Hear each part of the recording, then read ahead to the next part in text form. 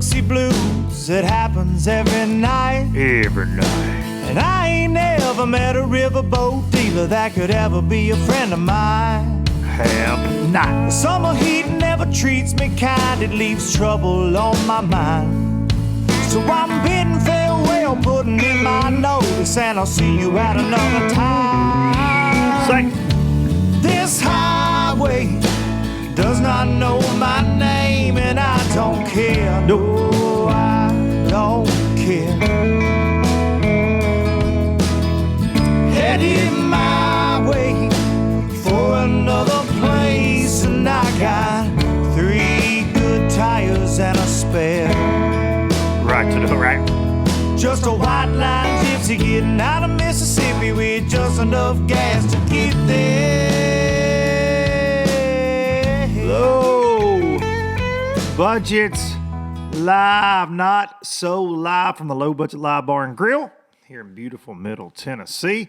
Hope all you low lifers are doing well out there. This is the podcast for Monday, June the 6th, 2022.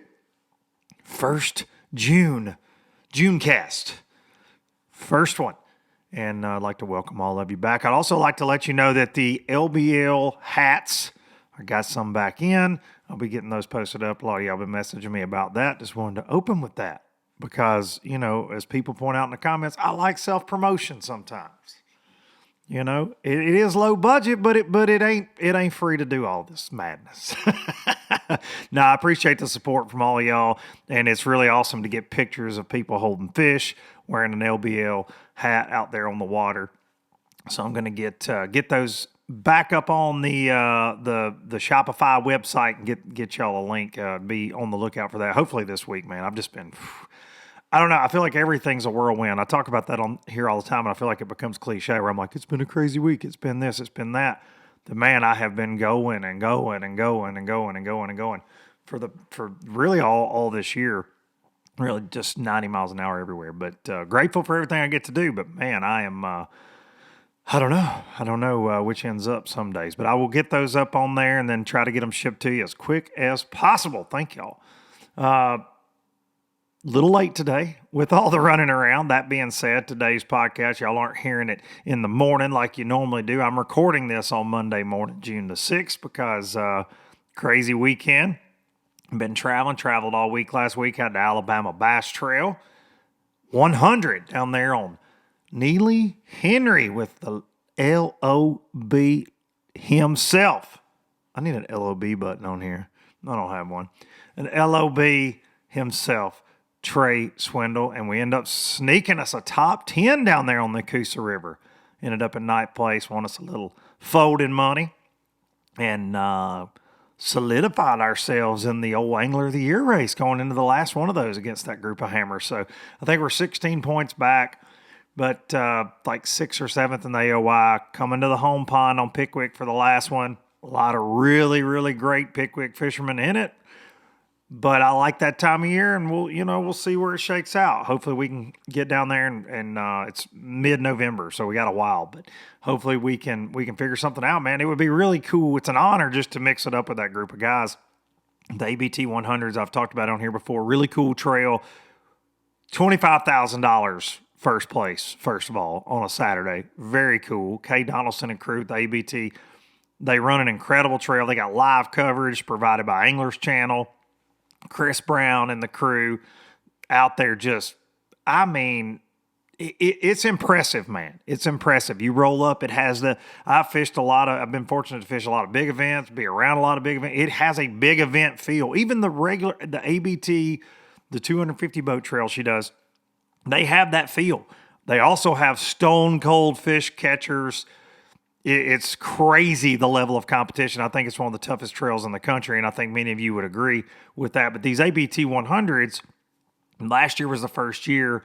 It's a mix of, because pros aren't allowed in the Alabama Bass Trail. If you make a living fishing or if you fish a certain number of big tournaments, big entry fee events, you cannot compete on the Alabama Bass Trail.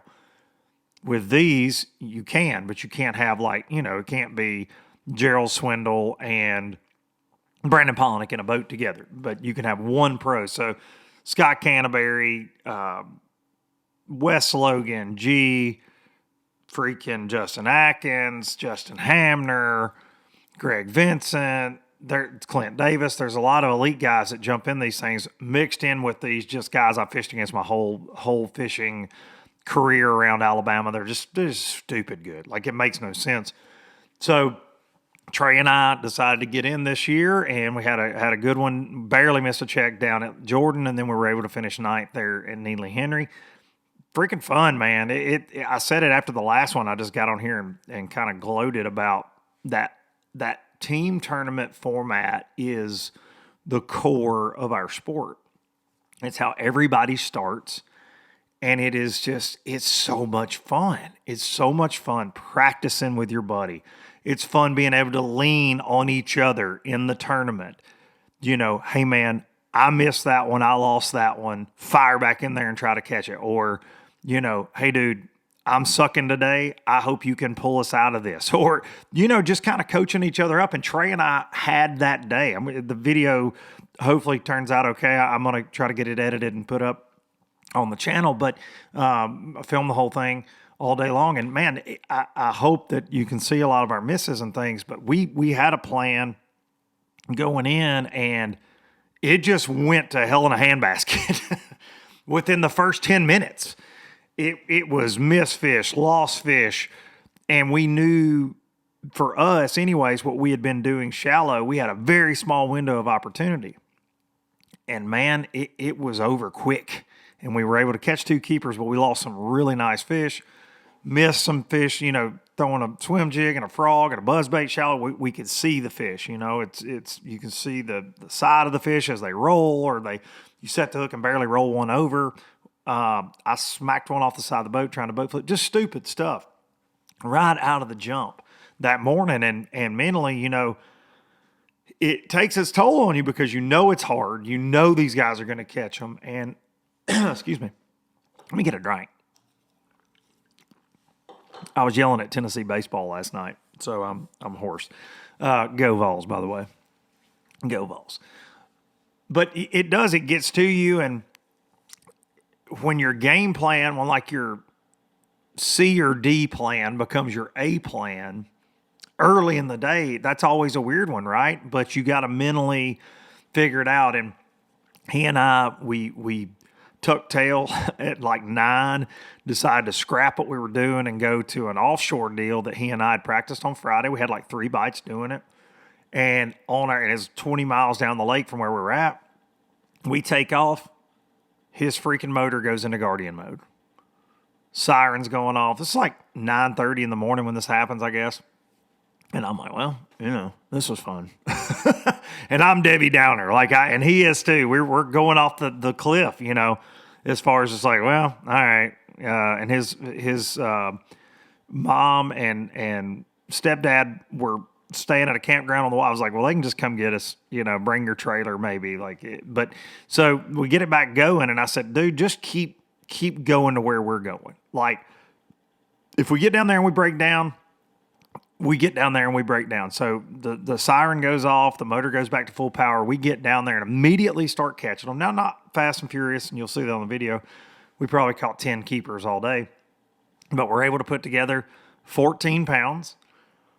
And, you know, but as soon as we pull up down there, this is so funny though, the motor thing, we had lost fish all morning. We're sitting on 2 little bitty keepers, and we roll up Trey's first cast in there, hooks one, and his braid to fluoro knot pulls out. And it's a good one, and it jumps like 4 times out there. And I'm just like, all right, okay.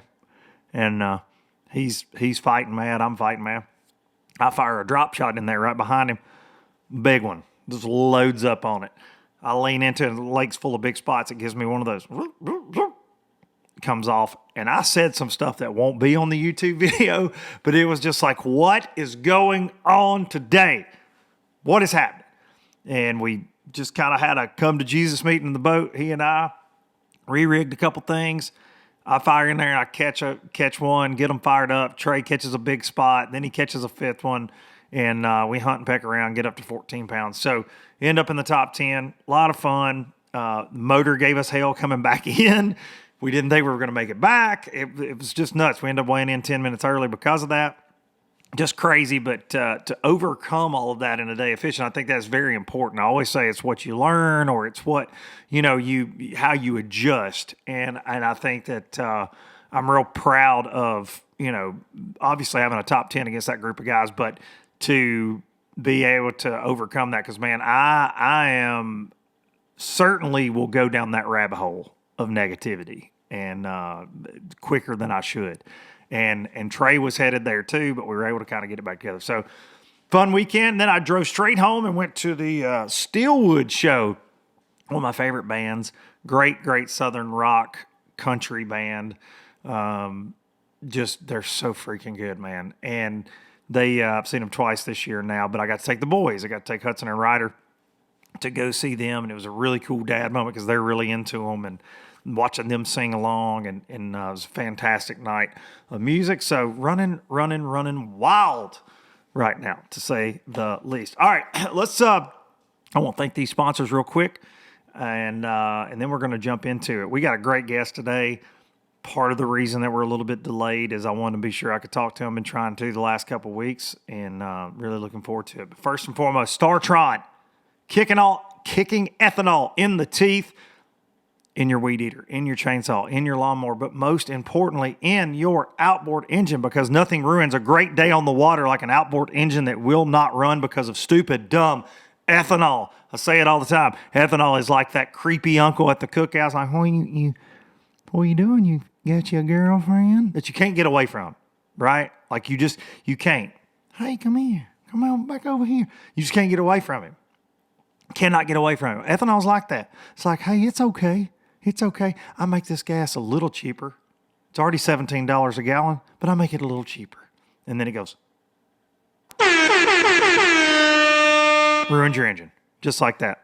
Little dab will do you. StarTron, kicking ethanol in the teeth and bringing you LBL. We appreciate the folks from StarTron. Pro Guide batteries. Running those new Pro Guide lithiums in the Express. Going to have them in the new X21 as well. The AGM cranking battery, that 31 series, I'm telling you, I've had battery issues for years and years and years and years, and everybody that promotes a battery is going to tell you, man, this is the best battery I've ever ran. But I can say that. I hate batteries. I hate battery issues. And when I switched to these last year, I have not had a single issue. And I have had moments where I was up in Michigan last year, wasn't, camping out, was not able to charge my batteries for 2 straight days. Never had an issue, cranking-wise or trolling motor. I was fishing the freaking Great Lakes. I've had some incidents like that where a breaker kicked during the night and I had to fish all day next day. I have been more than impressed with both the AGM and the lithiums. Check them out. ProGuideBatteries.com. Use code LBL10 to let them know you are a low-lifer. Baitworks.com. I see y'all ordering that Baitworks. I see y'all out there using code Duncan-10 to let them know you're a low lifer and you can get all your tackle. If you want it, they got it. If they ain't got it, I promise you they'll have it on the way. And I got a message this week from a young man that said, hey, man, you're not lying. My wife said, what is this box? Like, I don't know. Luke Duncan sent it here. Y'all blaming me because you're spending money. But get on Baitworks. Use code Duncan-10. We're working on some really cool things with them. Still not able to announce that yet, but it is coming very, very soon. Baitworks.com. They got it all. It's summertime fishing, man. Get on there. Check it out. I did a little video with them on their website right now showing you some June pro picks of mine. Get on there and check it out.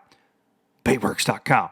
Last but certainly not least, Express Boats, Hot Springs, Arkansas. The X21 Pro with the C-Deck with the Yamaha 250 show 4-stroke. That's so bad to the bone. And I would just like to take this time to say, no issues with Yamaha. Might have been in a boat, in Trey's boat with a different motor. They gave us issues. I'm just saying. I'm not saying they perfect. I'm just saying my old siren, I ain't never been kicked into Guardian mode. I'm just saying. Just throw some shade this morning. But love that freaking rig. Y'all know it. Got a video going up about it this week. One final walkthrough. I'm fixing to get my new one. And I believe this one is sold. Thank y'all for the interest on it. And I'll let you know if something happens in the sale. But I believe we have got her a new home, as sad as that makes me. Express Boats, the official boat of Low Budget Live, the Traveling Circus, the X21 Pro. Go check them out. I promise you, if you're riding one, you will not believe it. Not your daddy's aluminum boat. Express Boats, building excitement since 1966. All right. Here we go. Bassmaster Elite Series down on the home pond. I can't believe the Bassmaster Elite Series was right here in the backyard, Counts, Tennessee, all friggin' week. And I was gone. I never got to go down there. I never got to go hug necks and check in with some of my bros down there. But, kind of a grimy event. Huge congrats to Brandon Lester, though. I want to start with that. Y'all know how I feel about Brandon. I had him on not long ago. I think he is, I said it, I think my title, and I heard Ronnie and Zona and Tommy and Such talking about him on live, that he is one of the most underrated guys. That is probably the most consistent and the hardest working. And he's just kind of a quiet guy, keeps to himself, much like myself, just quiet, keeps to myself. But he catches them, man. He catches them. And they were putting some of his stats up on the screen, and I had looked at some of that. I talked about it on the show. So I take credit for that, Ron, for your homework. You're welcome. That came from Low Budget Live. We all know that. But just, man, when he got the lead, I was like, God, I hope this is his week. I hope he gets to win on the Tennessee River. It's very cool. But the strategy he implemented, just flawless. It was a little surprising that he caught fish the way he did for 4 days straight. But, man, it was just awesome to see. And I texted him last night, just elated for the guy and his family, hard worker. So congrats to Brandon Lester. I don't think anybody mad at that one. Ain't nobody mad that he got to hoist a blue trophy, I'll assure you. And that's how you always know somebody's well thought of, well respected when you see all the other anglers posted. I've said that on here before, and he's one of the good guys. Congrats to Cody Huff on a killer tournament as well. Cody's a guy near and dear to my heart as well that's going to get, I think, several blue trophies. He's a young man. he's just, he's a rookie, and you hate to see it not shake out his way, but man, just he's going to be there. He's going to be there, trust me. And then I gotta say, huge congrats to Justin Atkins on top 10, 8th place there. My little buddy Justin. Try to get him in studio to talk about it here in the next couple of weeks while he's home. But having a miserable year, no other way to put it. He's having a tough year. He's been in a slump and just can't seem to get it on the tracks, man. And we talk a lot, and that is very frustrating for me to hear a guy like Justin be frustrated with how things are going, because he is one of the most fantastic anglers I've ever got to step foot in a boat with. It just a great person, a great dad, great husband, just a great, all the way around, man. And to see him struggle has been hard for me. It has been. And I know it's obviously harder on him, but I hate that because he's a guy full of confidence, and you see that. So to go to his home lake where he had a miserable tournament last year, he kind of blames, he said that's where the slump started, like jokingly, was on Pickwick in the spring event last year when the high water and everything got crazy. But to see him go get a top 10, man, I'm just proud of the dude. Real proud of him. So huge congrats to him on that. And his wife Tessa and little Coop, my little dude, Coop Atkins. Just great people, man. So like to see that. Also want to say congrats to Brandon Polinick on another top 10, leading the Angler of the Year. Not by a lot. He got a slim lead, a few points, but a slim lead over Cox Watch, John Cox. John with another top 5. Imagine that. Cox Watch. Just another top 5 up there grinding it out shallow, man. Amazing. Just absolutely crushes and it makes it work for him, man. That's why I say he's one of the best to ever do it, because he just does what he wants to freaking do and makes it work. But that Angler of the Year race between those two, going to be so cool because they're going up north where Brandon is obviously, a real guru up there on smallmouth stuff. But my God, you look at John in the last couple of years, he smashes when he goes up there. So they got St. Lawrence and they got Oahe, which is just kind of a wild card, but it is a smallmouth fishery.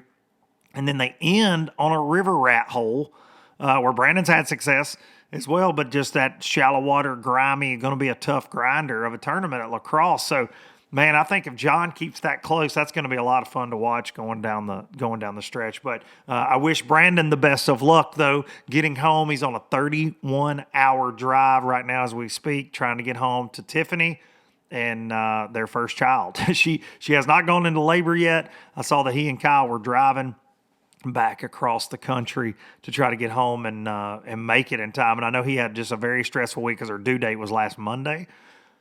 And she hasn't gone into labor yet, so fingers crossed, man. I hope, BP, buddy, I hope you get to make it back. Yeah, just best of luck and congrats on everything right now.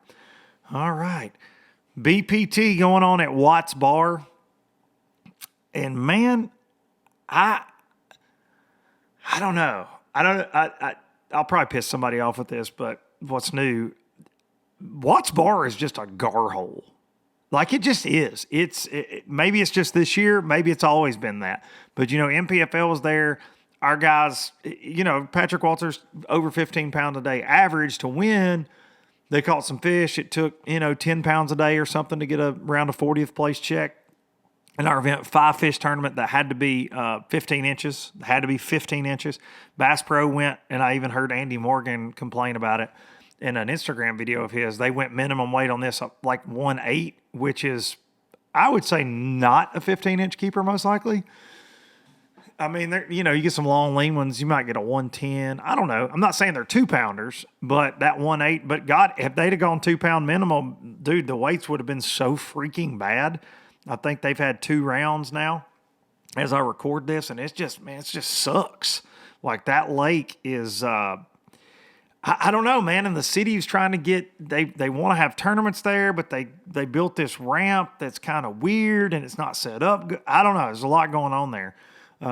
Spring City's a wonderful community, and they hosted the MPFL. It was great, but I don't know. It's a strange deal, but Brad Knight's been texting me. He's like, hell, I told you, dude, it's not good. Like it's off from what it was, and certainly showing that again. But somebody's still going to win $100,000, so it doesn't matter. But man, those weights, woof, it's been really bad. Looking at that, I mean, the MPFL boys to catch them like they did for 3 straight days, and I know some of the BPT guys will probably whine and say, well, you had a big tournament, before us. But in actuality, a little behind the scenes on how that shook out. MPFL was scheduled to be there this week. Originally. And something happened. I won't say exactly what, but there were some shenanigans at play. And we ended up having to take the May date that we had. And BPT ended up there this week. So not sure how that all shook out exactly, but I did hear that a couple guys made the comment, oh, you have to fish behind, because everything's got to be status quo. It's just a tough fishery, man. It's a really tough fishery. I'll say this. There's a bunch of them doing what old Patty Walt did to win. So, and I know a lot of those guys were watching our broadcast, because I heard from so many of them while we were broadcasting MPFL up there. But just a tough fishery, man. Yeah. I think that's great, though. I think from a fan standpoint, it's tough to watch sometimes, but I think that's more what people deal with than the big weight slugfest. I really do. I think that's, y'all know that, man. You ain't catching 25 pounds. Some of these tournaments make it look like there's just always some massive amount of 6-pounders swimming around. That's just not the case. This is not the case for most of y'all when you go out on a Saturday, or most of us, I should say. It's just, we'll settle for a 14-pound bag like me and Lil Trey did this weekend. Ain't no doubt about it. All right. So my guest today is he's a recurring guest. He may have been on here more than anybody other than Brad Knight, and for good reason. He could do any podcast he wants. He could start his own and be the biggest. He can, He can say whatever he wants to on social media, and it pops off, blows up. People hang on every word because he's entertaining, he's smart, he's funny, and he's a hell of a fisherman. He's a hell of a person. Currently 15th in the Bassmaster Elite Series Angler of the Year. Just missed his first cut of the year. First one, which is crazy, man. He's been on a freaking roll. Just missed it at Pickwick. He hates Pickwick. He hopes they drain it. But he's a legend. He's my friend. And my brother, even though he's a B.O.B. Let's get him on the phone right now. Gerald Swindle. There he is. Hey, buddy, I was just calling this morning here on Low Budget Live to check on you and make sure that you're okay after you and Ryan and I took that vicious attack from me and the LOB at Neely Henry. Listen. In the standings. I just saw your name there. I just want to check on you. Saw y'all didn't weigh in. I didn't know. We didn't run into y'all over there. Just because you see me driving over the water in 1998 and then you fished it in 2007 and caught one, don't mean you beat me there, Luke. I was there, not even in spirit. I wasn't. You wasn't even thinking about Neely Henry, was you? All my ass whoopings I had been given to Pickwick. Yes. I drove 3 hours to get my ass whooped by some real little OBs. Yes. I'm talking about pounded. But not, I mean, it ain't like you finished 95th, though. Let's talk about that. It's not up to your standards. You barely missed the cut. It's the first cut you freaking missed all year. I get it, but it's like, come on, man. You're fishing. I mean, you're having one of the best years. I mean, people would freaking give their left leg for that. I think we set standards. I know that. I was making my YouTube video with Leanne Saturday morning as I went over to work Bass Live, and that was kind of one of the things. She was wanting to get the kind of the behind the scenes, and I'm putting my jersey on the truck, getting ready to walk down there. And she said, well, what are you thinking? I said, well, I was thinking that I didn't fish up to my standards, nor did I fish up to the standards that Bass has set for me to continue in this race. And I said, that part sucks. But I said, the other thing we have to look at is it's still a business. So Friday I get eliminated, but Saturday morning I got to wake up and say, hey, you got to swallow that bad pill. Yeah. But today go do Bass Live, and that's the juggle between this. You set your standards high and you want to fish, and when them crash, how fast can you bounce back up and say, continue running? It's a business. It's real easy to get the truck, slam the door, sling gravel, and drive home. But I told her, I said, this is the part that you just ultimately, it's like drinking buttermilk. You just gotta wash it down. And that's such a good way to put it, because I feel like everybody sees G being funny. They see you being upbeat, being positive, but man, like, bad days still affect you. You know what I mean? Like you don't want to have them. None of us want to have them, but people are like, hey, G, PMA, soldier through. Or I mean, but they don't, I think people don't understand. Like you said, you still got to show up and put a smile on your face for Bass Live, but you're pissed that you're not out there still slinging at them. Oh, it just kills you when you're watching live and you're seeing guys fish the stuff that you fished and just doing the little tweaks. But I wear the PMA bracelet, and a lot of people think, well, maybe it's just a slogan and maybe it's just something they sell some apparel. I wear it for me, folks. Yes. Because black dog sits on my porch more days than you think. And if I let that black dog stay there, it's going to bother me. So I'm constantly having to tell myself, hey, you have to find a more positive way to look at this. You have to try to find the good and the bad. You have to try to figure out, did you do something dramatically wrong fishing? Did you have a loss of instincts in this tournament? So that whole PMA deal is a lot more for me. It's just helped other people. Yeah. But the mindset in fishing has to be almost invincible. And that's the hardest thing. When you're getting knocked out and knocked down, to think you can be invincible is the hardest thing. Everybody can talk about it at the hotel room after a couple cold pops and some pizza sitting around the boat going, by God, tomorrow I'm a winner. Yeah. I'm gonna swing for the fences, your favorite saying. I'm going to swing for the fences. Yeah. Some folks swing for the fences, never even got out of the dugout. That's right. Had a bite at noon. That's right. You hadn't had a bite at 10 o'clock. So then I want to sit up there with that guy and go, where's the winner at now? That's right. And I have to tell myself that. Of course. Hey, you're not here on accident. Keep fishing, keep grinding. And man, it's such a big mental deal. And, it's funny that when I meet people, he's like, oh man, tell us a joke. Or, Mercer's, it always, everybody says this is the funniest man in bass fishing, that I don't actually mean to be. Sometimes it just comes out, but you can ask 99% of the marshals I ever fished with, and one of them this week said the same thing. He goes, good God, you're intense when you fish. That's right. I mean, like you just turn that off, and it's like, it's fight or flight. It's time to play ball. That's and right. when that day is over, then you got to be able to turn that off. And my wife's always told me, these people didn't come to the weigh and they want to see you. They didn't come to see you mad.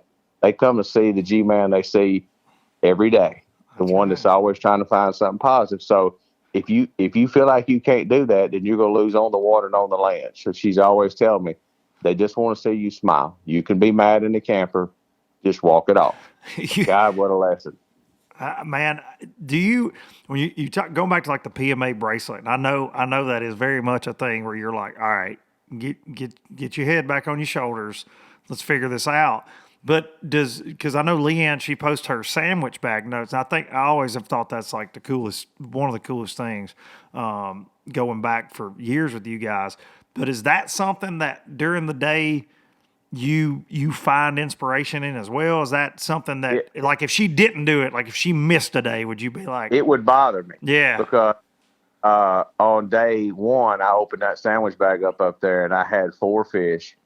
And I got down about 11 o'clock to eat my sandwich, and I had jumped off of 4.5, and I had 4, and one of them was a lime burner. I grabbed that sandwich bag out, and it said, "Be savage, not average." They were just like, immediately, I just crammed the sandwich in my mouth, threw the bag down, and thought, hell no, I'm doing this. Sometimes it's just that little thing that you read that says that vote of confidence to click you back over mentally to say, hey, somebody believes in you. You got to believe in yourself. Because everybody can talk smack, but there's not an angler out there that don't stand in the front of that boat, whatever brand you run. I've stood in front of that Phoenix, and the self-doubt has been so heavy sometimes you can't shake it off. Mm-hmm. And I don't care who they are. It's like, I'll never feel that way. Bull crap. Well, it ain't going your way. And man, you talked a little about your little trade man. Yeah. Y'all had a rough start Saturday morning. Losing some, missing some. I fished with him last night. He was telling me, he said, dude, it was not looking good. It was not pretty. At the end of the day on paper, people were like, man, good job, y'all. And we're like, hell, I don't know that we had a good job. We did a good job today. Well, I tell myself that, and Leanne and I just kind of laugh about it now. Now I'm preaching it to Carl. I said, Carl, it ain't got to be pretty. Just get it done. Yep. I said, so many times we get caught up on this myth of it has to be pretty. I pulled in on this first stop. I made this perfect cast. A 6-pounder ate it. I grabbed him. I caught 3 more threes, blah, blah, blah. Because that's the stuff you hear the stories about. That's the Bass Live stuff a lot of times, how it's put together anyways. Yeah. Yeah. And I also think sometimes that's those Instagram lives that people pay. Yes, for sure. Fishing or marriage. You see people on Instagram, they done filed for divorce 19 times, and you see them in a family photo, just love this man. I love him so much I could die for him. Man. And I'm like, last week you was threatening to kill him on Facebook. We saw you with them scissors, Linda. You were after him. Yeah. We saw you down at Bill's Wild Burger shaking a leg out there with the cook. We saw it. Then you loving him on Instagram today. But people can paint that picture. That's right. And in fishing, sometimes we even set it up in our heads on blast off that, hey, Trey, we're going to fly down here. We're going to swim a jig. I'm going to fish behind with a buzz bite. We're going to catch 2 or 3 good ones. We're going to bounce over here. Well, the good ones bite. You miss every one of them. That's exactly. Well, we screwed the script up. And I always say, it doesn't have to be pretty. That's right. It just has to get done. That's right. So when you keep going back to that, man, and Trey told me, he said, dude, Uncle G, at 9 or 10 o'clock, we was looking like we was going to Buffalo Wild Wings. Yes. It was not good. Yes, we were. He said, we was leaning on each other for support. And he said, and we just kind of went, and he said, we caught 1 or 2 fish, and it just clicked. And I'm like, dude, that's fishing. That's overcoming and learning how to be a top tournament angler. It's being able to just get to some point, shake it off, and say, I just got to get a bite to turn it around. And look, sometimes, though, I think it's fair to say, it's like you said, we build all this up. Sometimes you don't turn it around. Right? No. Sometimes you don't.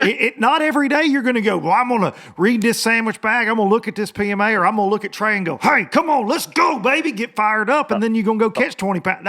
That's not a reality either, though, sometimes. No. My Uncle Earl died a raging alcoholic. He went to rehab a lot, but he never did turn it around because on his strength. He tried. Yeah. He drove that station wagon in the ditch more times than none on Beach, Mississippi. He even tried to jump Bell's Ferry in it. In a long wheel stretched out panel wagon, station wagon, drunk with no shock. And the only thing he could say when they swam out and got the hood, somebody ran out there too, and they said, Earl, you okay? He said, y'all got any jumper cables? Couldn't turn it around. And people think because you have a good attitude, and I look at, and I'll give this guy this, props to Carl Jockinson. He's the guy that tries to smile and have the best attitude and all. And some days when he comes in, I'll say, Carl, what happened? He goes, gee, it was miserable. Right. And I'm like, dude, that's fishing. But that's the part nobody wants to accept. They think if I buy into the program and I think positive, it's just going to happen. No, it's going to help you overcome the adversities. Yes. It's not like it click any easier. So that's the key. Is when somebody slaps you in the face, can you rebound? And that's how fishing is. And that was a big lesson. And I told Trey last night, I said, I'm proud of y'all. Because I said, dude, that could have went either way. But I said, you guys fought back, had a solid top 10 finish. And now y'all just 20 points out of that angler year? 16 or something like that, yeah. And where are y'all going for the last one? Well, I don't even really want to talk about that on. Y'all going but we're going to Pickwick. Who lives on Pickwick knows a lot about it? I don't know. Some guy Trey fishes with, but that's pressure. He's putting pressure on me already. About the time we called like our second time, he said, "It's on you for the next one." I said, No, don't start that crap. ULOB. He was getting that burden. He's like, we got it done up here. We got to go. Yeah, he was already moving on. I'm like, hang on now. We still got an hour left. I fixed this little butt last night. I told Lynn, we got on at 12:30. We tried to unpack the camper, get clothes in, get stuff done. I got a photo shoot starts this evening. And tomorrow I got all the stuff to do. And then Trey's like, Uncle G, my boat's broke. You want to go fish the Wildcatter? And I'm like, oh my God. I looked at Lynn. I said, I guess I'm going Sunday night. And she said, what time? I said, 3:30 to 8. She said, knock it out. And I'm out there, ain't even retied. And he's just like, he's just winding that plug. And he holds his own. And at one time, we caught doubles like on the first cast. We started out good. And then it wasn't long. I had 3 in the live well. And then all of a sudden, he started culling all mine out. And I'm like, hang on now. Easy, big fella. Easy. And the next thing you know, he done culled all mine out. And I said, whoa, now you hurt my feelings. And then we got down the last 50 minutes last night. And we'd run our place of fish. Pulled one out of his butt. I said, let me show you something. Run all the way down the lake, spun in there, caught me in 5.5. I said, there you go. And I told him, I said, son, don't short the old people. Yeah, don't count me out yet. We cook slow, son. He said, that was clutch, G. That was clutch. We got the W, but it's good to see that enthusiasm, but like to try to teach him those decisions is, we have 50 minutes left, and everywhere we went, there was somebody sitting, but you can't just fold up. That's right. And just say, hey, let's just sit over here and burn time up. Nah. As long as you got gas on the boat, you got options. That's right. Listen, man, I looked at him Saturday when he caught that big spot, and we only had 4. Give us our 4th one, and I said, listen to me.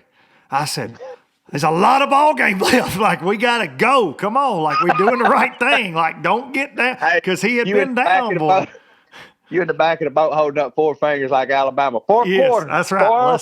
Let's go. No, it wasn't even the 4th quarter at that point. It was the 4th, 5th. We was in the 2nd. I'm like, it ain't even halftime yet, cuz. We got to go, man. So, it was just. Old, young.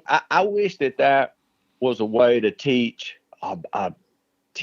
pass that down to the young generation of fishermen is the battle on the water. Because I see, and it's kind of a pet peeve of mine, it bothers me. I see so many young kids, high school kids and dads and all this that want to shortcut everything. Mm-hmm. Big time. Yes. They want to shortcut it. Well, what happens when you take enough shortcuts is when the road gets bumpy, the dude driving quits because he's scared. Mm-hmm. That's just life. If he shortcut it all, and Dad found them, and Dad called them, or this, that, and the other, and they try to shortcut everything, where's he going to be at when he's left alone? Yep. Is he going to have that no quit, all grit determination, or is he going to say, well, I got to find somebody to tell me what to do? And that's something that I when I watch fishing and how much it's progressed, high school and college, and how much good it's done, I also see the negative effect. Mm-hmm. Because at that level, Luke, this is probably going to piss some people off. Have you ever went to a high school event or a college event and heard somebody stand up and talk integrity or sportsmanship? That's right. And I'm blown away just talking to Ryan and him and his son fishing high school. He said, dude, how many parents are just idling there and say, just get in front of them, go in front of them. But now look, that don't just, I think it starts there a lot anymore. But dude, I think you and I talked about this weekend.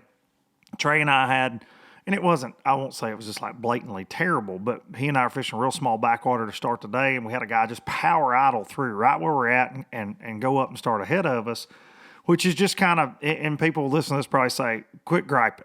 That's just how it goes now. But I grew up at a time on the Tennessee River. If you were sitting on an offshore place, guess what? You were sitting on that offshore place. They wasn't going to be 5 boats rub rail to rub rail to rub rail, because if there was, somebody was toting an ass whipping when you got back to McFarland Park.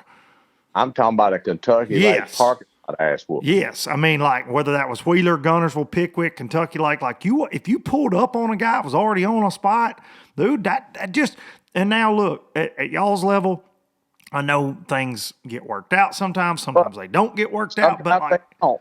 But we should be, I hold us responsible for being the leaders. Yes. When it's sitting rub rail to rub rail to rub rail to rub rail, and then kids watch that, they might not understand that there might have been a conversation. Yeah. How did they get to this point? It just shows it. Okay. I don't like it. Dude, I hated fishing Pickwick because it was so crowded. I mean, I was absolutely sick at my stomach because I drew out late and I knew what was going to happen. And man, I struggle. So it kills me to have to pull up where someone's fishing and ask. And I try to ask, I'll just pull up and props to Brian New, dude. I pulled up on him at Fork and asked to fish a spot with him. And he said, absolutely. I had to pull up to him twice it's funny, we're just on the same stuff. And he was like, bro, you don't never have to ask me to fish. And I'm like, I'm always going to ask you to fish, Brian. I'm always going to try to be, at least stay away from you to figure out where I can get to not be in your way. Now, that doesn't mean what I'm doing is right. It doesn't mean what everybody else is doing is wrong. It's just right in my heart. Right. Doesn't mean it's right because somebody's going to say, I'm just do it. Hey, do what you got to do, bro. Do what you got to do. I have to kind of do what I feel like, what I would want done to me. Yes. And there's nothing that pisses me off more. Somebody comes flying in, flips their hoodie up, their sun hoodie. That's what I was going to say. Yes. Yes. Because then I want to say, hey, Ricky Bobby. Yeah. Now, see me now you don't, huh? Yeah. That's it. The magic man. Because I hood up, I don't see you being a prick. Yes. And dude, that's what I see more than ever. Just fun fishing on a Tuesday on Pickwick. They'll roll in. Never look, just start firing. They're like, they mad, man. I want to catch one. And they won't even look at you. You're like, hey, man. Hey, me and these 2 boys have been sitting here dragging our worms around out here for about 2 hours. Thank you for joining us. It's just weird. It's weird. And the communication gap is if they do just pulled up and said, hey, man, do y'all mind if I fish out here a little bit? I had say, shoot, bro, come on in, man. Exactly. Show these. But, like, that's what the problem you have on the water is the communication gap. And then there's always the people that are over aggressive. There's always the misconception of, especially in our events, 1-day events, it's a little different. But when you fish a 2-day event, you have what's called, and this needs to be written down somewhere, inverted field. Yes. Which means just because you drew out boat 7 in that tournament don't mean that the other 85 guys should go home and cut grass that you won the Derby. It means you have first selection at the buffet today. Mm-hmm. But tomorrow, you're going to be in the back of the line. And when you get to the fried chicken, it may just be the ends. Okay? But see, you have to also reverse it and think about that. The dude that was in 90th that took off on day 1, he got them dry, crispy chicken ends the first day. That's right. But he survived. He earned, it doesn't mean... The standings don't necessarily tell the story, right? No, and then people say, well, I started here. Okay. Well, if a drunk driver hits me, I'm going to sue the tire company. That's how much sense that makes. That's right. Because you started there means you drew out before me. Okay, so it doesn't... Now, once you understand that, and once that field's inverted, you may get the pick of the choice. But we have other anglers that think, well, because I started here, it's mine the rest of my career. Why? Because of luck of a draw that you got determined that this is your spot for life. No, on day 2, there's a really good chance you may not even get to fish here. Mm-hmm. That's a fact. So now we go to day 3, then Luke, we go to different etiquette. I think when you get to day 3, you've inverted the field for 1 and 2. Day 3, if a guy's on that same spot that you've been fishing or you and him been sharing it, and if I'm there and he's in the top 5 and I'm 45th or I'm 35th, I'm letting him have it. Mm-hmm. I'm not saying that anybody else has to. I'm just saying that I'm going to let him have it, knowing that, hey, you're in contention to win. Roll with it. Roll with it. And that it's so many variables in how that works on day 1 and 2, on who fishes on top of each other. Let me ask you this. If a guy on day, because I feel like people are going to ask this. So on day 1, you're boat 90 and I'm boat 2 and I get on the goods and I'm leading the tournament. What does that mean on day 2?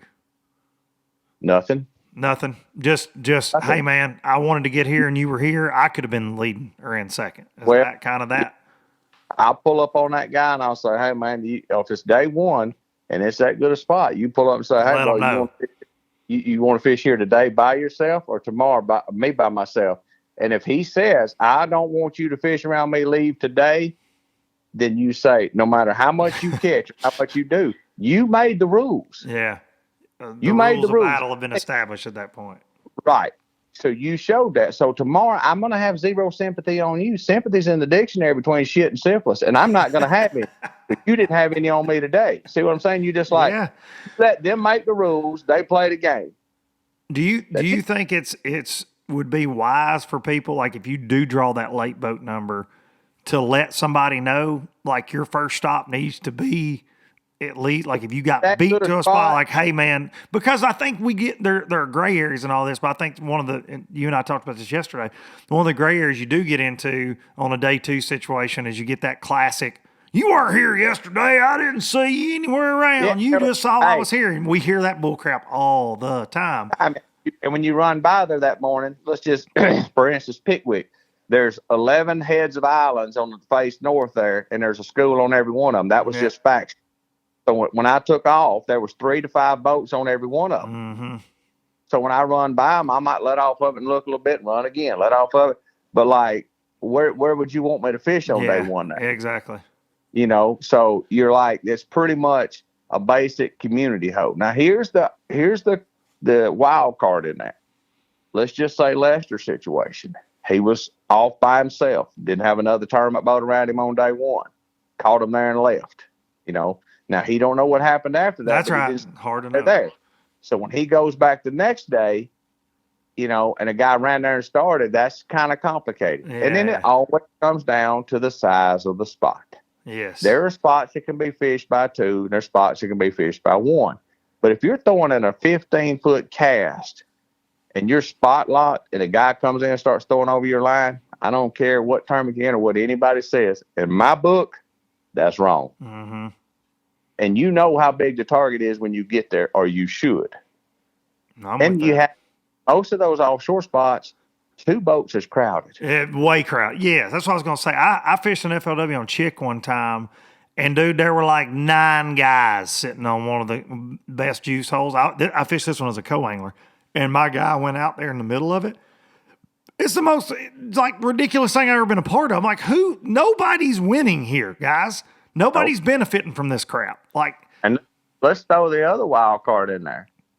Now, what may play factor different is if you were up north and you're dropping 40 or 50 foot straight down on them and nobody's really casting, you can fish 4 or 5 spots on a big wide point. Yeah. 4 or 5 guys, because there's nobody casting. Yeah. But when you're throwing a DT20 or a big worm 11 miles, yeah, where's that guy going to get that he don't interfere with that cast or have to throw right beside you? Yeah. So if you're sitting out on a 40-foot hump and there's 3 or 4 guys dropping straight down, you're not covering as much water. So you're probably not going to hinder each other as bad.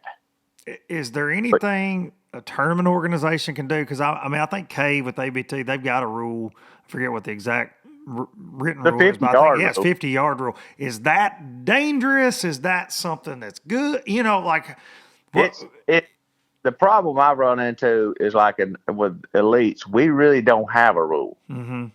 And it comes down to judgment and an opinion and how to interpret something, which deems if you're trying to figure out how someone is thinking, you have to understand or judge how they're thinking. That's going to be a really weird call. It's a gray area. What was so gray? The 50-yard rule protects a little bit of that, but then is it 51 yards? Was the guy 37? That's tricky for me. It's like, man, are we 50? So are we not? Like, it's a buffer to try to keep the peace, but it's still a tricky rule. Mm-hmm. I think it just comes down to there's just not enough lines in the sand drawn to say, hey, did this guy hinder you from fishing? To the best of your abilities, yeah. Right. I feel like that's where I draw the line is when a guy is keeping me from casting and reeling my lure in, then he is 100% interfering with my daily catch and preventing me from fishing. Yeah. Now, to me, that's not a gray area. If you throw over me, that's black and white. Yeah. Black and white. And when you troll downwind of somebody or something and intentionally start throwing over them, you know what you're doing. Yeah. Well, and I think, man, if you're that guy, like if you get so upset that whoever's on the spot that you start casting over, because we all know, I know if I cast over a little Trey and I'm in the boat with him, I know if I cast over my boat, like, you're aware most of the time where somebody's line's at, especially if it's just one guy and you pull up. But you're hurting yourself in that too, right? Like, you're not being effective with your bait if you're throwing over a guy's line just to be a dick. That's my thing. You're just doing it out of anger. Yeah. And here's how quick this can happen, dude. Somebody can beat you. Let's just say you're running to a spot that's a brim bed and 8 foot of water, and it's 10 foot by 10 foot. And you're going to run there and make that cast. And there's a guy behind you wanting to get there too. Or a guy in front of you and you outrun him. You shut the boat down, you put the boat on spotlight, and you start making that cast. Now, whether you beat him there by 1 minute or 21 minutes, it don't matter. Mm-hmm. He lost. Mm-hmm. So when my opinion is, and then when he goes over you, you got an issue. Yeah, I'm with that. So that's why people run their boats lighter. It just so many variables in that, but that's never talked about at a lower division or high school. I just wish so much of that was. I wish they had meetings and classes where pros went and talked to these guys instead of doing some of the other stuff we do. And I ain't even gonna mention all that. Just go and talk, being responsible, how to be a great conservationist. Let's set up a program. I was gonna say fish care, huge. Yeah. Let's set up an outline, a playbook of how often you kids should check your live wells. Mm-hmm. You know, every hour, one of you should step back in the live well and look. Let's set that game plan in their head to groom them to the next level. Because where I am at, the fish care is life or death. Yep. And I'm not for sure. You're living proof of it, right? Proof of it. So to mention Toledo Bend, but Toledo Bend. Yeah. Why? So you're like, why don't we teach that more? Why instead of just saying, let's give them all these baits and rods and opportunities, let's give them knowledge. Yep. Let's teach them all the tricks to keep one alive. Have you ever seen a high school fizzing class? Yep. Come on. Well, I will say, I can't say I haven't. And the only reason is I'm going to blow my own horn. Real quick right here. I may do it one more time. Yep. I'm going to do it. So Costa Sunglasses, shout out Costa, they used to work with FLW and had a high school fishing camp, and I got to go to it 3 years in a row. And my class that I taught with people from FLW was fish care and fizz and fish. So I can say, now by God, they might not have got it anywhere else, but 3 summers in a row at Kentucky Lake, I did teach a fizzing class and a G-juice, how to use your live wells, dude. I don't think grown men, and you know me with my day job with TH, like we sell a ton of live well parts. I don't think people understand, and I won't say it's like 90%, but I'd say half don't even understand the basic functionality between a recirc pump and a fill pump. I really don't. I really don't. And that matters. It matters. You know how many people ask me daily, how do you keep them fish alive? Yeah. And I'll say, here's the theory. Here's what I do. I install the vents, which I think is a huge deal. I run an oxygenator. I run both of them on auto. I don't add ice. Everybody's got their theory. I hook one deep. Friday morning right off the get-go, he's bleeding, jerked him out, put him in a live well, took the G-juice, poured right on his tongue, blood stopped, he lived all day. Yep. See, but nobody teaches that. So why ain't we looking at, here's a good idea. If we want to be on the high school team, so I'm just going to throw this out there. If you want to be on the football team and you're on the offense, you got to learn the playbook, don't you? Yep. All right, if you're on defense, you got to learn the playbook, don't you? You don't just walk out there and then say, Z74 slant, wide right, hut, and you know what to do. You're like, what? Learn it. So why, when we go into high school fishing, start right then, and let's set up a playbook, and let's set up a testing that you have to take and perform to, because also you have to have your grades above this before you can be on the team. Okay? Well, if you play on a high school football team, then you have to stay to the standard of the coach or you're off the team. So why don't we have a basic format to say, here's the parts of the boat, starboard side, port side. Yep. Here's the live wells. Here's the lights. Here's what you do. Like, how hard would that be for us to set this up? I'll put it on Bass. I'll put it on MLF. Whoever wants to listen. That's your next generation. It would be so easy to set the testing up, a small sample test. What does a recirc do? Where is your bilge pump at? What does auto bilge mean? What does manual bilge mean? Mm-hmm. What if those kids are in a life or death situation and the coach were to have a sudden heart attack, God forbid, and them not know the functions of the boat? Yep. I think it's just good conservation outdoorsmen to say, hey, let's put some basic classes in here. And if you're going to be on the Bailington fishing team or the Locust Fork fishing team, the coach is going to send you home some homework, and you're going to learn this, and we're going to have it sit in class, and we're going to talk about how long your manual pump on auto feels before it shuts off, and can you adjust the timer, and what you can do if they run out. Yep. Yeah.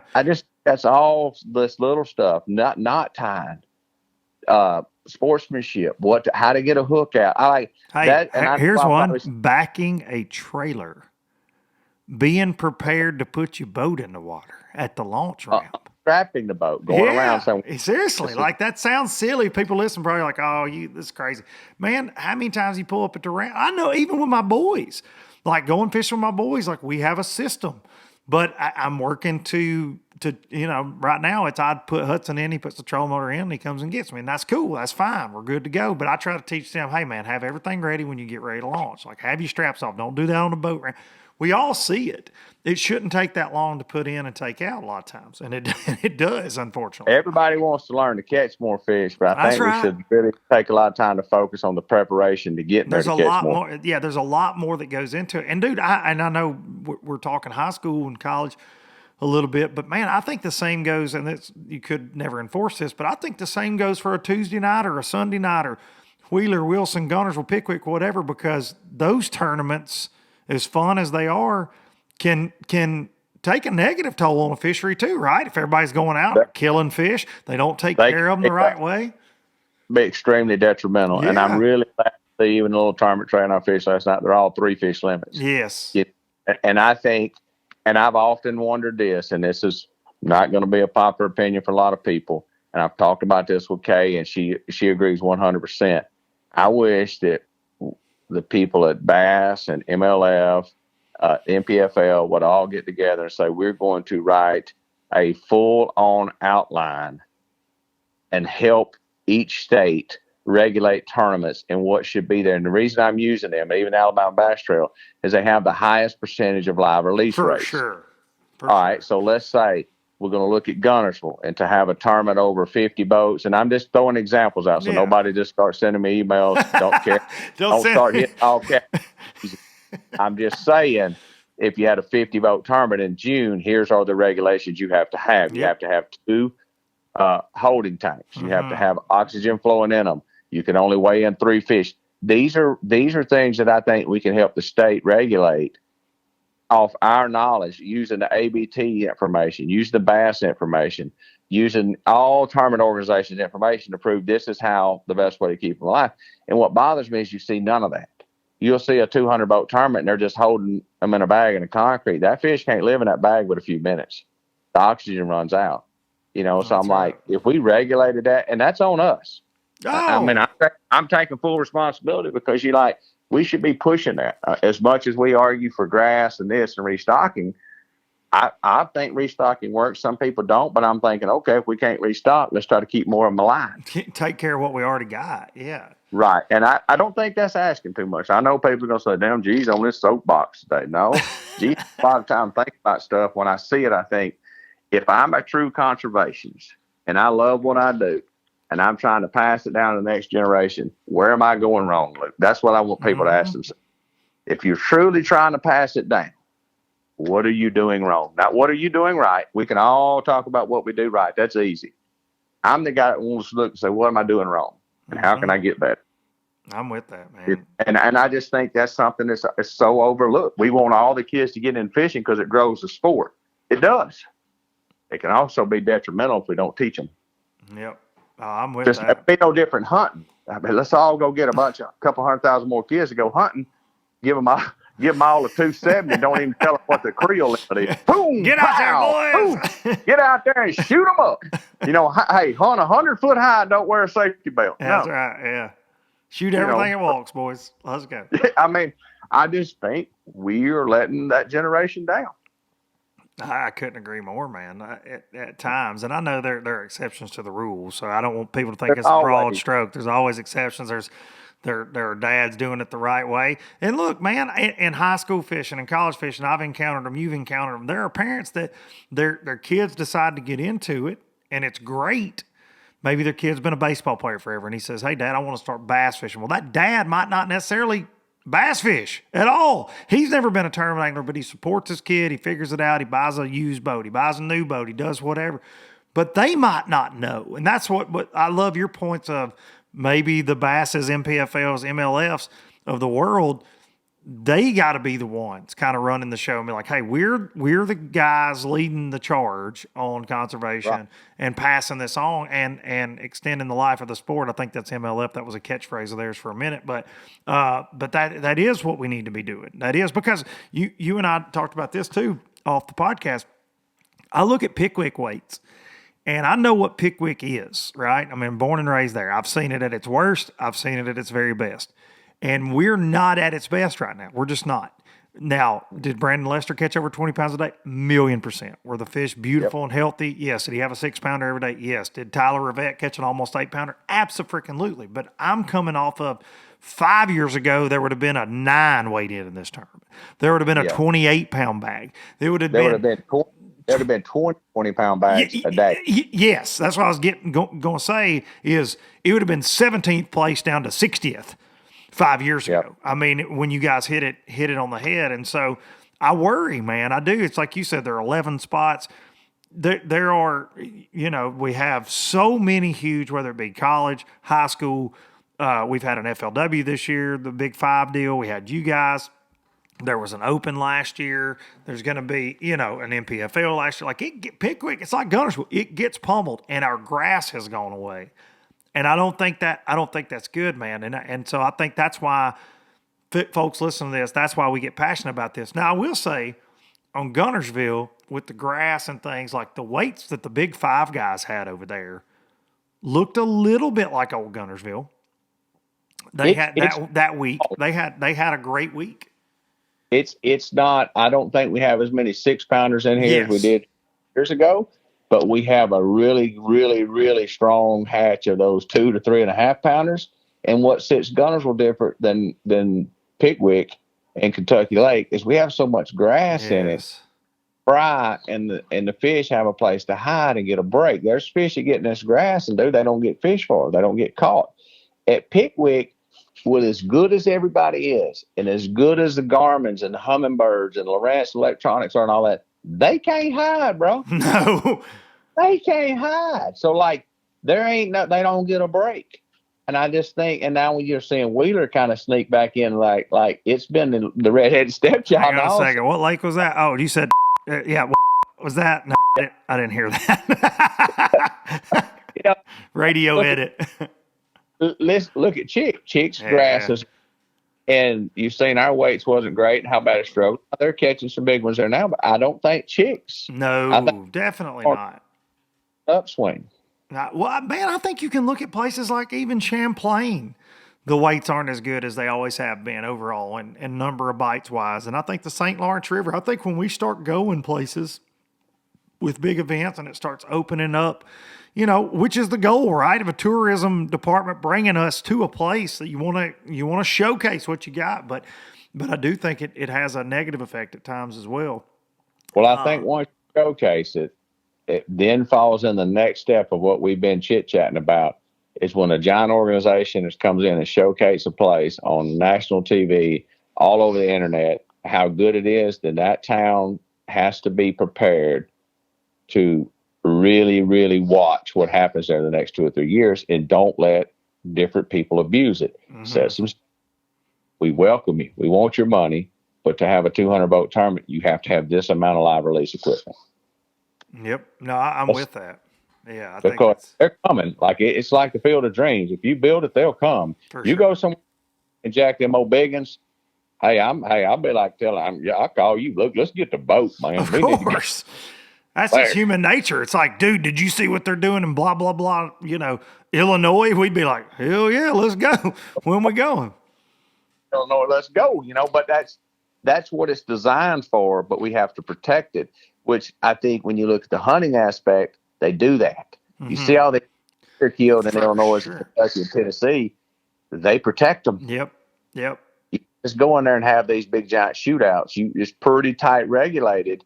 And I think hard to get tags. Not everybody can get a tag that wants to go hunt. I'm. Yep. And it's so like if you could only get so many tournaments a year on a lake, I just think it sounds crazy, but it's eventually going to have to come down to regulating that. As bad as we hate that, you don't want people overstepping their bounds and more regulation on stuff. But at the same time, sometimes we can't help ourselves. Like we got to be helped. I mean, if I put all of Watson's food in the floor today, he's going to eat every bit of it because he can't help himself. And as fishermen, we want to go. I don't think you keep them from having tournaments. You just make them restrict them to one or two a weekend, and then that maybe more people will fish that tournament where it's more cared for. Yeah, I don't know the perfect answer, but I don't think it's wrong to think in that way. And as the temperature heats up, maybe we see a time and, oh, God, these people are fixing to wear me out. Here we go, ladies and gentlemen. Get your keyboards ready. I just honestly don't think you should have many tournaments in July and August. I'm with that too, man. Yeah. I think, what if July and August and half in the South was a catch and release? Yeah. Strictly. You still go enjoy it. Well, you can't harvest them. You can't bring them in. I mean, I know that sounds extreme, but it may not be too bad. Yeah, when that water's like bathtub water, it's hard to keep them jokers alive. I don't care if you're Gerald Swindle or it's hard to keep me alive. Jesus. I mean, it's hard. I felt like I died 2 or 3 times the second day of practice at Pickwick. I was like, "Whoa, these poor fish got to be hot." Speaking of that, I wanted to ask you this. Is it as you get older in life? Because, dude, you're right in the mix competing, and I don't feel like you've ever had a year that you weren't competitive. But, I mean, I think it's getting harder and harder and harder. The fields get tougher and tougher and tougher. The playing fields, like you said, everybody's got a Garmin, everybody's got a Humminbird, everybody's got a Lorraine. Everybody's got the best of the best of the best of the best of the best, and they know how to use them. Do you think, for you personally, is it after a week long of like Pickwick of practice in the heat? Is it still easy, or is it harder now for you the more and the longer you've done it on your body? Because and look, you're like Frankenstein. You've been put back together like 7 times. We all know that. I'm just telling you, to be just straight up honest, it gets harder. Yeah. The 13-hour days feel worse the next day in the 95-degree heat, and then you have to push yourself physically and mentally to get better and to fish better, because your competition is, I mean, look at the Cody Huffs and those guys out there. Yeah. They ain't let, so I'm constantly having to continue learning the game, to continue to push myself. So I do look around, and it's like the 30-year-old fisherman today is a lot better than the 30-year-old fisherman I was. He's 3 times the fisherman I was. Back when I was 30, it was just natural. You just fished off instinct. Now these guys can read, set up graphs, dial it in, run multiple graphs. They're studying techniques, their learning curve. So, yes, it gets harder each year to compete at that level because of your learning curve. But I think it's very important, no matter what your age is, you always say, there's something I can learn. Yeah. And I think the advantage of going to fish with your buddies and just getting in the boat every now and then with somebody else is just to watch and learn. The death of any fisherman is when they assume that they know everything about it and they're too stubborn to learn, and then you're in trouble. Yeah, I think that's if anybody takes anything away from this at all today, is that, man, listen to Gerald Swindle. That's amazing. That's inspiring to me. You never know everything, and I love fishing with so many different people, because you see people's approach to everything, whether it's rods, reels. And I think I know you're working on your signature stuff with 13, but I think it'd be fair to say it's cool getting in the boat with somebody and they're like, hey, check out this new jig rod I've got. And you're like, oh, hell, man, that feels good. You know what I mean? Like, even though you're sponsored, like, it's like, you're like, damn, that I like that he uses this action for this. That's a different look at it than where I come from. That's where knowledge comes from. And that, I think even me, when I stepped into this project 2 years ago and started designing my full line of rods and reels, I had to learn stuff that I thought I knew. Mm-hmm. Like, you have to learn how to build a rod from the inside out. You have to learn what every bend means. You have to learn where the change point is, where that's the whole learning curve. And then when you get with somebody that has that knowledge and they'll explain it to you, it really enlightens you on what a rod's supposed to do, where its weakness is. Why are the guys closer together here? It's to prevent line slap. Why do you have a single foot guy versus a double foot guy? Like, that's the stuff that it just takes that sitting down and learning, moving forward. And I made a vow when I came home from Pickwick. I told Watson, because he's the only one that trucked with me listening and wasn't asleep, that I'm going to learn how to do that Tyco tight lining and 30-foot technique if it kills me. So this week, I'm going to rig up 17 little old minnows on a little old bitty shaky head, and I'm going to go out there and gun them, and I'm going to bomb it out there and just shake it like I'm just going to shake the crap out of it. Y'all got any more of them tight line minnows? Yeah, I mean, it pisses me off that I haven't not learned that technique, and I'm going to. And that's where it comes down to, that you have to say, you can't be the guy who goes, I ain't doing that stupid stuff. That's right. Yeah, sissy fishing. That's old sissy fishing. Well, old sissy fishing beat the brakes off me, okay? Yeah. So I'll sissy fish my way right on in the check line, And that's right, yeah. I need to learn that. Yeah. He has proven to me that you can compete. Because somebody said, well, Taku's always finesse fishing. I looked at him, I said, is he finesse fishing or is he power fishing? That's a good point. And in his world, he is power fishing. Yeah. See, what we call power fishing, what he calls power fishing is different. Yeah. Yeah. And I was like, so he's doing his power, and he's good at it. It ain't exactly meat and potatoes, but that don't mean it ain't powerful. That don't mean face good going down. That's right. It ain't spam. Hey, it ain't spam because he got that big check. That's exactly right. It tastes bad going down when you're watching it back on live, and you're like, oh, that's how he came to the Tennessee River for the first time in his life and caught them. $10,000 drinks, you washed it down with. You go, it don't taste that bad at all. Exactly, man. I love that. Trey and I were joking about people clowning on spinning rods when we were catching them Saturday on some spinning poles, and I said, dude, you just got to do what you got to do. Like, I know it ain't pretty to everybody, which I love spinning. You give me a hard time with my wacky worm obsession, but I throw it a lot. I just don't want nobody to see it. Hey, listen, I bet you was watching Bass Live. You was watching John Cox and was like, damn, wacky worm strikes again. Yeah. I mean, hey, he make that wacky worm look good, dude. I went out on day 2 at Pickwick, and I said, I'm just going to keep my spinning rod in my hand. I know that's how it's. I mean, I caught 13.7. I did a little better than I did the day before, but so many of those big bags were caught on a spinning pole. Yeah. Look at Brandon Lester yesterday. Won the tournament with the spinning rod. Yeah, he caught a 6-pounder late on a bait caster, but the fireworks were on the spinning pole. Spinning pole. Always. All right, I want to ask you one more thing, just because I think it goes in line with everything we've been talking about. Do you have, and I don't know if publicly you've ever been asked this, and you may slap me for asking, but do you have a timeline for you in the ways of professional bass fishing? I mean, are you going to be clawing out there at 70, Jimmy Houston, or is it for you, because I feel like you have a plan on everything in life. I mean, for the most part, do you have like hey, I'm going to get to this, or I want to do this, or is it just a wait and see physically, mentally where you're at for you? It's funny you asked that, because my wife has people ask her to say, because she'll have people make references. They're like, we hope he don't ever retire. And she's like, well, I can tell you if he ever decides to, she said, I won't even know when. She said, he's that guy. That if he decides that he's had enough, but as long as I'm healthy, and as long as the fire from competing burns in me like it does, and as long as I can still have some fun at it, I'm going to enjoy it. Am I going to fish to Clun's age? No.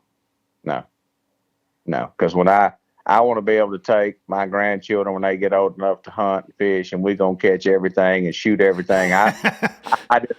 I still got a lot of good years left in me, but I don't think I want to continue it that long. I still going to love it. I think I heard Kobe Bryant. He said this one time before he passed, and they asked him. They said, "Kobe, how did you know it was time for you to quit the game?" And he said, it was so simple but so amazing. He said, "I wasn't in love with the little things." He said, "I loved the game, but I didn't love the little things." And I still love the little things. I still get caught up doing tackle. I still get caught up tweaking the boat. Or you just said the little taku technique. You want to go out and learn it. Like, I mean, that fire is as big as it's ever been. I still love the little things. And I think that's the key for anybody in life, no matter what you're doing, where you work at. If you don't love the little things that make the big things, then you might be out of it. Yep. But right now, I still love all that stuff. You know, I still love going fishing a wildcatter. I mean, I don't love Trey boat flipping 5-pounders on 14-pound line. And I scolded him. Look here. If you made me miss my lasagna night and you broke kick off in the air, I'm going to drop kick you in them shorty shorts, slam up on that rip wrap. He said, "Well, it's 14-pound test." I said, "It was a 5-pounder. My wife makes really good lasagna, so I want you to recipe." Oh, that's amazing. If you kicked him in, his hair would just make him float right back to the top, though, like a rabbit. It looks like one of them twisty pencils. When we're running down the lake, I just look over there and start playing this romantic music in my head. It's just flowing hair. It's like Fabio, but like a little bitty, skinny, scrawny version of it. Would be a Fabio. He'd just be a Jobio, just a little bit better. A Labio. That's what he is. He's a Labio. L-O-B. He's a L-O-B-O. He's a Labo. Gerald Swindle, I appreciate you, buddy. Thank you for spending time with me this morning. You got it, man. See you, brother. Thank you, buddy. Gerald Swindle, everybody. Right there. Awesome. Awesome stuff. From the G-Man, as always. Love that dude. He's great, man. He's got a great perspective on so many things, and I think that a veteran like him that's been around for so many years, you know, obviously he's going to be very opinionated on things, but I think he's got a lot of knowledge in how we can grow this and take this into the future and everybody benefit from it, you know, with better fisheries and better knowledge on how to catch fish, how to take care of fish. And that's something that I don't feel like we talk about enough in the fishing community is fish care and things like that. So good stuff there with G. I appreciate him. I appreciate each and every one of you guys listening out there, you bunch of low-lifers tuning in every week. It means a lot to me. And like G said, the little things. I'm going to keep doing it as long as I enjoy doing the little things, and I certainly do. And getting this thing out here into the world every week. For those of y'all that are still tuning in, I appreciate you, man. I really, really do. We'll take you out with some Biloxi Blues. Be sure to hug your mama, and I will see y'all next week. From Jacksontown to Tupelo, I never could make it last. Spanish moss and Civil War ghosts, well, I'm gonna leave them in the past. Any direction, Lord, I'll be fine. It don't matter east or west. North, south, wherever the wind blows, I'm leaving those burdens at rest. This highway, it does not know my name, and I don't care. No, I don't care. Headed my way for another place, and I got 3 good tires and a spare.